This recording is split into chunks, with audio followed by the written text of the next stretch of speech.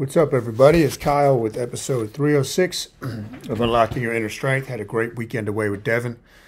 Really something that we'll always cherish. You never know when you go into a new environment what to expect. Sometimes that could be scary. Sometimes it could turn out great.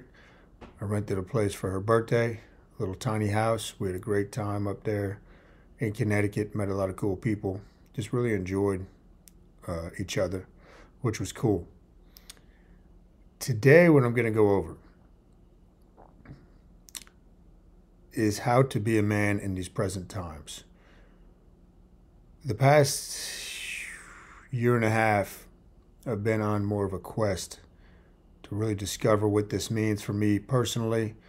And I think it's a very normal thing for men to go, from their 30s, 20s, 30s. When you start having children and you start having more responsibilities, you start having this question in your head as to, am I enough of a man? What does that mean? And you start diving down that rabbit hole. This has coincided with my walk in my faith, at the same time. So I'm not sure, maybe the Bible or my faith has inspired this mission of mine to really continue to dig into this. But anyhow, what I'm going to do today is just kind of share a couple different categories I put together, things that I've been working on. Because if you look at everything going on the past couple of years, how we've allowed this control to come in and how people just go along with whatever they're told by the government. It really, in my opinion, comes down to a lack of men out there, a lack of men. Would these situations have happened with the greatest generation, with my grandfather Leo or Boyd's generation? I highly doubt it. But too many men were just willing to acquiesce and go along with the narrative. Talking about the bug, all that junk. So here we go. Some simple things that you can do. And some of these might sound silly. The first one is you should begin carrying a knife on you. If you're a man, you should have a knife on you. Even if it's just to open a box or a bag of something, you should always be carrying a knife. And I had started doing this, and then I read it in one of the books I was reading last year. After the fact, I was like, well, I guess I was right. It just triggers something in your mind where if you are carrying a knife, you're ready to go. Hopefully you don't have to use it for protection. I'll go over that next. But you should be prepared. If your kids need you to do something that involves a knife, it's just such a handy tool. But that is something that's going to trigger something. It's almost like part of your uniform if you're a dad or a man. You just get a nice little knife, nothing illegal or nothing like that, and you wear it on your waistband. That's it. So that's a simple one that everybody can start with. Some of the stuff is going to be more in-depth as far as it's going to take a change of you as a person and a change in mindset. The next thing I believe every man should do, at least a little bit, is take some kind of self-defense or martial art. Most men are going to panic if they get into a situation where somebody attacks them and their family and they get punched in the face or they get choked from behind. They're not going to know what to do because they're not used to that exposure, to that stimulus. Every man should know what that feels like, to get choked out, to get punched, to throw a punch, to choke somebody. The last thing you can afford as the protector of your house and your wife is to not be prepared if something goes down when you're out with your family. You owe it to your family and to yourself. That's why I'm so dedicated to going to jiu-jitsu twice a week. I try not to miss. If I have to miss, it kind of upsets me. But I try to be very diligent. Is there other stuff that I could be doing for the businesses and whatnot at that time? Of course there is. But it's a priority for me. Another simple thing, not easy but simple, is physical exertion. You must be able to push yourself to limits that really challenge your mind. You have to do this as a man. If you're not challenging yourself to that level, you're atrophying, you're withering away. Your muscular system, your mind, your mental toughness. You got to challenge yourself, physical exertion. And I guess that ties into the next one. We just did the Mount Washington. Man, that's like over 3 weeks ago now. Me and Devin were talking about it over the weekend. And that might be a something like a rite of passage, I'm thinking, each year. I think each year you should have something that really pushes yourself. I'm working on something else for the gyms, organizing a group of guys to do a Navy SEAL type thing with hiring a few of them to put us through a full day's worth of training. But something like that, where you're really going to push and find out your limits. There used to be in society, which we don't really have here in America anymore, rites of passage for boys that were adolescents that were becoming men. Whether they would have to fight everybody in the tribe, whether they'd have to go, some of the Native Americans, go live without food and water for 2-3 days by themselves up in the mountains. Whatever it was, there were rites of passage that clearly defined the moment that you went from boyhood to manhood. And let me be very clear on this too. Just because you're in your 20s or 30s doesn't make you a man. Physically, you're a man when you're 18. I understand that. But that does not make you a man. And just because you're in your 40s, 50s doesn't make you a man either. Most people never develop into the true man that they're supposed to become. They kind of just stay as this male, right? And there's a big difference between male and being a man, in my opinion. So let's move on to the next list I have, your mindset. And this is stuff you could just start working on. Again, guys, this is not me talking down to anybody. This is me with stuff that I'm working on, and I'm aware of my weaknesses and stuff that I'm trying to improve, and then I just share it with you. So for your mindset, you have to become a better decision maker. You have to be good at making decisions. Decide, all right? Decision means to sever yourself from the other option. This is critical. Any woman will tell you, I believe, that if you are a man, if you are the husband, you're the father, and you can't make decisions, it's very unattractive. You're weak. Learn how to make decisions with simple things. It could be, what hat am I going to wear? Pick a hat and put a hat on. What are you going to eat? Where are you going to go to eat? And start working this decision-making muscle. It's black or white. As a man, you have to be able to make decisions. You waste so much energy if you are in this gray area in your head where you don't make decisions. It's black or white. That's part of the panda. Make a decision. The second thing on the mindset list, and I kind of thought about this when we were at the latest mastermind. Vince, who's a good friend of mine, and he's the founder and owner of the mastermind group.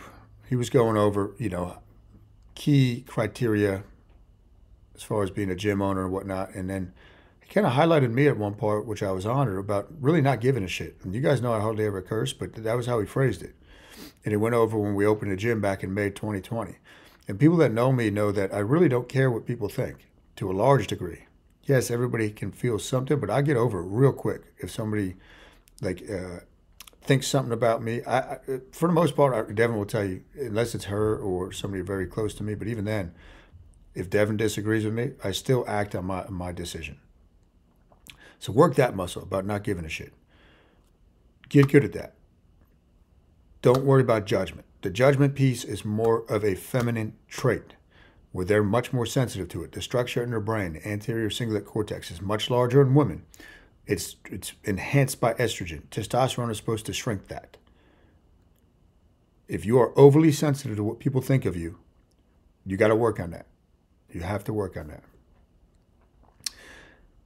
Then make a decision in your mind to start learning how to garden, how to hunt, how to fish. Get a mentor, like I did with this stuff. And figure it out, even if it's not something you really want to pursue full time. But you should be able, as a man, to live off the land that you have. Even if you're in a crowded area, you could have a garden. You could figure out where to hunt. Start getting back in touch with your primal ways of being a hunter-gatherer. I think there's something very primal, and we've lost touch with what it means to do that as a father and as a man, as a husband. to physically be able to cultivate your land or live off your land and provide for your family. Food shortages are coming, guys. That's a reality. And I've been saying that for a while. Let's say you can't get food at the store. What are you going to do as the man? You're right. You want to work with, you want to operate with morals and ethics. So you're not going to go rob people or whatnot. What are you going to do? What are you going to do if you couldn't get food at the store? That's just another thought. The last category I have here is really being a father. So you think about a father, paternal. It's about patterns, paternal. And this is all how you lead your family, really. You have to provide for your family. I was just talking about that. You have to be able to influence people in your community. That is huge as far as being that father figure. You have to provide romance for your wife if you're married. Too many of us forget what that means. We let the novelty wear off and we stop romancing our wives. Your wives want you to be decision makers. They want you to be strong men. They want you to provide romance, spontaneity. They want you to provide novelty. So this is part of your role as a father and a husband. You have to be the paternal figure, the pattern. Okay, pattern. Remember, paternal is pattern. And people are going to model what you do. Today's society, they've really tried to diminish the family unit, the nuclear family unit, and the father figures within the homes. Listen, when crap hits the fan, let's say it's just you and your family, people are looking for daddy. People are looking for the father. If war comes to America, people are looking for the father. That's just the way it is. And that's the way it should be and the way it has always been. We have different roles. Man and woman have different roles. Don't get confused and start becoming the woman more so in the household. Don't do that. Last thing I'll plant in your mind, different categories I've thought of. As a man, you have to be able to financially provide for your family. Physically, you have to be in shape. You got to be able to protect your family. You got to have knowledge. You have to be a learned individual. You have to constantly seek knowledge and improve your mind. That is critical. You have to have some type of spiritual foundation. Otherwise, you're built on a faulty foundation. You're not going to be able to make it through the tough times. Here's the thing. As the dad and as the man, as the father, you're going to have doubts a lot of times. You're going to not be sure how you're going to be able to do things for your family. That happens to me a lot. Sometimes you don't have people to turn to. You don't want to let your wife know that you might be feeling, man, I'm not sure how I'm going to do this. You just got to know that you're going to do it. But that's where you got to turn to your faith and a walk in your belief. Provider, and you got to be a romance guy for your wife. You have to do that. Plan out date nights. Plan out surprises. Make decisions. Be strong for them.